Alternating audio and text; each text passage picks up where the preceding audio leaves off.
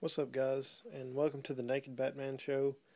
And don't have a lot today. Just got a couple issues. We'll start with Avengers number 3, and it was okay. I mean, I'm really thinking about dropping this because it's just really not been what I've wanted it to be. Thought it was going to be a true Avengers reboot, but really, it's just it keeps talking about that Illuminati garbage, which I think is stupid, honestly. I mean, I just really want to read a really good Avengers story, and it's really been kind of disappointing for me because I just love Avengers and I'd love to read a good Avengers title, but I mean, this is the main one and they're just screwing it all up. So I might give it one more issue, but really, it's really been sad for me because it's just, I don't know. It's not really a lot of Avengers. There's the main team, and then plus that, there's Wolverine, Captain Marvel, Spider Man, Spider Woman. But it's like, I mean, there's not a lot of the other heroes that we all kind of remember. You know, I don't know. It's just kind of upsetting. So I don't really, I'm not really enjoying it at this point. So I was thinking this was going to be a really good series because issue 2 really got my hopes up, but it's starting to kind of dwindle again. Well, so I give this a 2 out of 5. I mean, I like the artwork and the story would have been good, but man, it's a terrible way to start out a series. It's just been creaking along, and especially the fact that it's not even really a true reboot. So I mean, I give it a 2 out of 5. And then there's Deadpool Illustrated #1. That's a hilarious cover right there. That is absolutely hilarious. Basically, it's a jumping off point, and some of it's a little hazy. So jumping off from Deadpool kills the Marvel Universe. So it's like basically he realizes that because of the multiverse that he's just going to end up having to keep killing copies of the heroes. So he has to go back to the things that inspired the heroes, which was the classics, and he has to kill all of the classics people, everybody in all the classic works of literature, because those were the inspirations for the heroes in the stories in the comics. So basically, he's realized that for him to truly kill the Marvel Universe, he has to go back and kill the literary universe as well. So pretty good. I give it a 5 out of 5 just because it was hilarious, and the fact that it's building on um, Deadpool kills the Marvel Universe, which ended in a really weird way. I really didn't. I was thinking that they were going to try and do something else. I didn't know this would have anything to do with it, but pretty good. I mean, it was pretty good that they did that because now I can kind of get some closure about the story. I can, you know, kind of build on it. So, and I just love butchering stories from literature's finest authors because I'm an English major, so it's kind of and I love Deadpool, so it's just kind of a win-win situation for me. So definitely, I give it a 5 out of 5. And I picked this up. Grant Morrison, Tony Daniel, Batman R.I.P. Um, just really wanted to read this for a really long time because I've never really read a lot of Grant Morrison Batman. I've read here and there, but I read I read some other stuff that he's done. I've read some Superman, and I mean, Grant Morrison's kind of a hit or miss kind of guy. So, but I mean, I've definitely heard a lot of good. This is usually in if you look at videos of people's um, essential Batman graphic novel list, this is usually in there. Usually the ones you're going to find, and this is just for anybody who's curious, who's watching this, who likes Batman, and you don't really know what to read. Like right now, there's the new. It's on issue 16, so you can go pick up the back issues or the volume sets and start with the new series. Um, but if you're really not wanting to read, as far as a monthly picking up a monthly issue, if you want to just read graphic novels, um, now like I say, I haven't read this one yet, so I've just seen it on a lot of um, essentials lists. But the ones that I've read that I highly recommend would be, of course, Batman Year One, Frank Miller. Um, Let me show them to you real quick. This is my graphic novel shelf. The ones I would highly recommend. Let me get situated. Okay, it's kind of a low shelf, so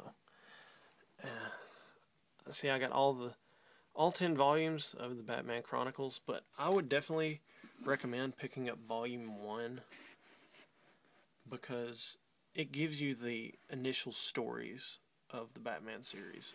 It gives you Batman number 1, Detective Comics number 27, I believe. And it just kind of gives you, an intro to what Batman was like when he first came out. But then, as far as a true or really good origin story, would be Frank Miller's retelling, which is Batman Year One, which is definitely really good. I mean, it's Frank Miller. I mean, come on now. Go back in there. Forget it. Okay.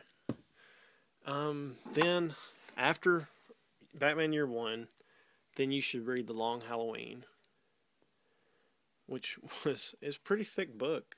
I mean, and it was really worth it. I loved it. It's about the killer Holiday. And then you want to read Death in the Family, which is about the second Robin, Jason Todd. And in this particular, it was just, let's see. Now, if you pick up a Death in the Family book and it has this DC symbol on it, chances are all you're going to get is Death in the Family story. That's all you're going to get. But if you pick up the one like I got and it's got the new DC symbol, it's probably going to have a death in the Family, which is the death of Jason Todd, plus A Lonely Place of Dying, which is the introduction of the third Robin, Tim Drake. So if you're just keeping an eye out for that, because if you want to buy A Lonely Place of Dying by itself, it's really hard to find, really expensive. So I love that they included it in here, and just look for the new DC symbol if you're looking, and it's a lot thicker, So definitely Death in the Family, Lonely Place of Dying. Then the Nightfall volumes, all 3. I'm not going to get those out because they're just too beefy. And then The Dark Knight Returns, Frank Miller. Really cool. Then this one's kind of gets stuck in my shelf. Batman the Killing Joke, Alan Moore, the guy that did Watchmen and V for Vendetta. Really good Joker story.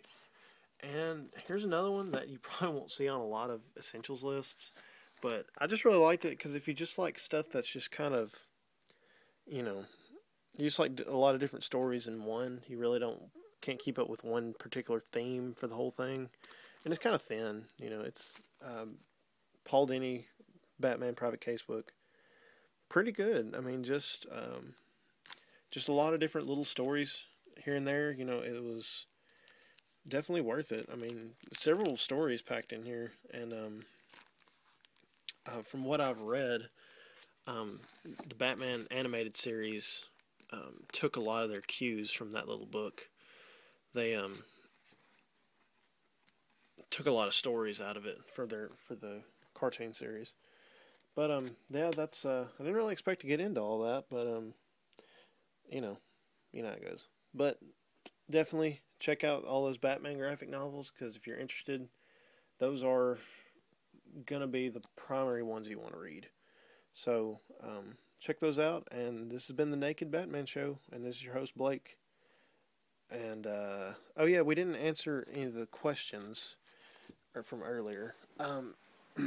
They were trying to remember how exactly I worded them. It was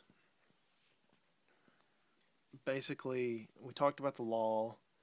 So it was, do you think you're good enough to go to heaven? Most people would probably say yeah, because they prayed some prayer in their life. But the truth is okay, if God's going to judge you by those 10 commandments that we talked about last week,